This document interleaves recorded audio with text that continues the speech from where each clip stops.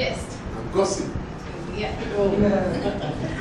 And it's that spirit in which we bring medical experts and development experts together to the table with filmmakers to talk about really how to convey these issues in a way that keeps the storytelling thriving. And there have been two surprises for us along the way. One is how excited and engaged the health experts that we're going to work with are about this program, because they're thrilled to partner up with the entertainment industry and amplify these issues that they care about so much. But the other benefit, I think, to making sure these stories are factually accurate is it informs the creative process in some incredible ways. When, for example, when you have somebody who's an expert in family planning, who's worked in clinics and knows the ins and outs of all these issues, come and sit down at the table with a director and a screenwriter, they're able to learn so much more about the barriers and the values of play, and that turns into better storytelling. And I guess the other piece for GIST is, and we all know this as filmmakers now, our relationship with our audience begins long before the movie is made and has the potential to continue long after the film has been seen. So we're working with filmmakers to think of all kinds of creative ways to use new technology like social media to bring the audience into the storytelling process and stay in conversation with them after the film has been released and on. So those are some of the things that we're really excited to gist about with our filmmakers and actors. Thanks. Pain is an aphrodisiac in the fluid world. But in Nigeria or in India, people want to escape from those heart-wrenching truths that they are, bombarded with on the hour by the hour. So for us to craft narratives, which do a tightrope walking between, giving them a no-nonsense, through them say that, look, this is what it is, demystify, and also make a movie that works at the box office, is not an easy thing. And so I feel that, and if you want this to be an enduring process, you cannot wish away that we are essentially a part of the feel-good industry, and we have got bankers and people who are committed to making money, and we are in the sedation business. We are pleasure vendors. And so it's very difficult for us to make movies. For example, I've just made a film called City Lights, which deals with the migration from rural India to the urban centers and how individuals struggle to cope with this dazzle of the city light.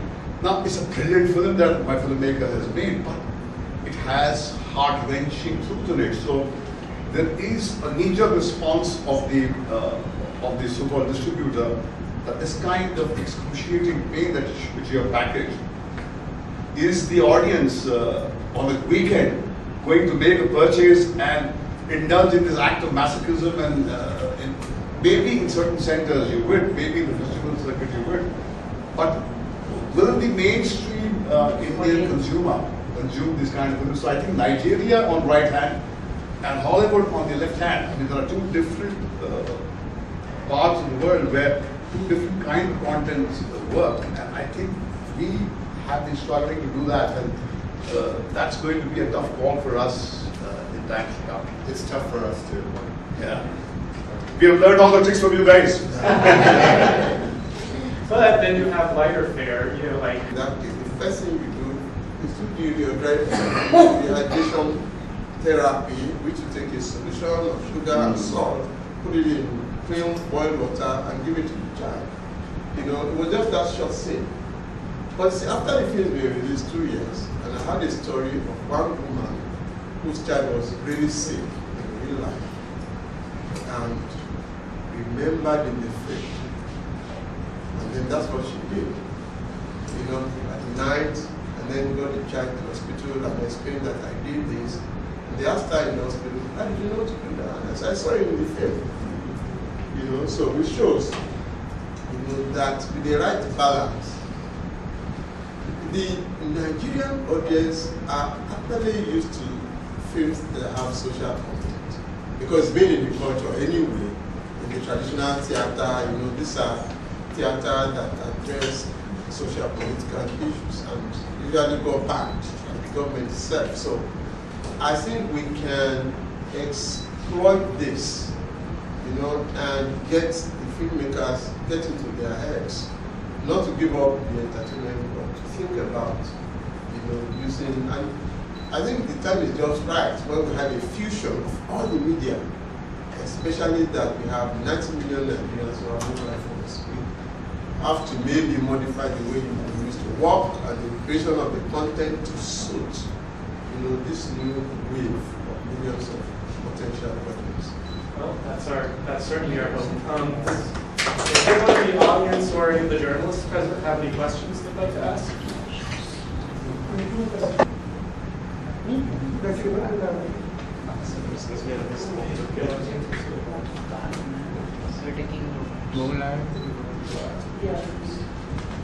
So, the whole panel, what's up?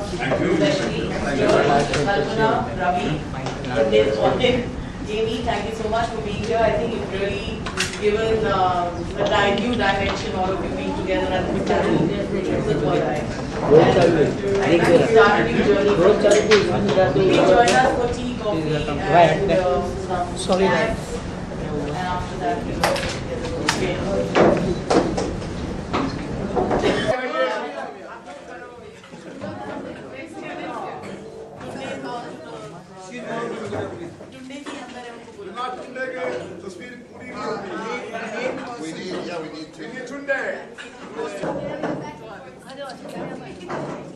That's a long time.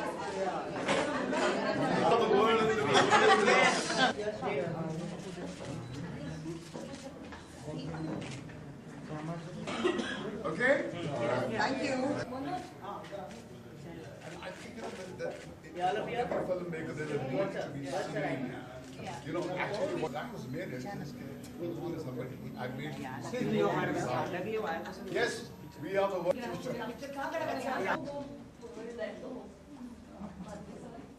And where is Carl? We need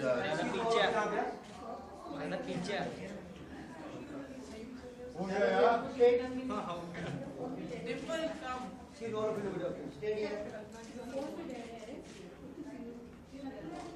Okay.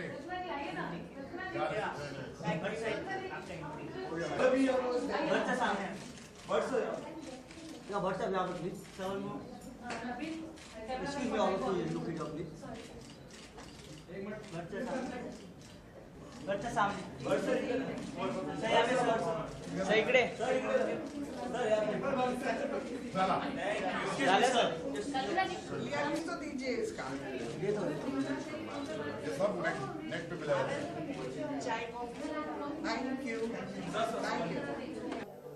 Today we had a filmmaker from Hollywood and from Nigeria, and of course we here represent the Indian cinema, to get all three industry representatives on one platform talking about issues which concern the human race is indeed one hell of an achievement.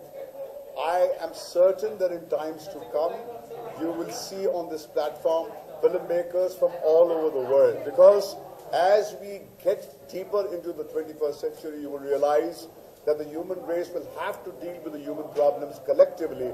Individually, we can't do a damn thing. It's only in a collective effort that we will find enduring solutions. Thank you,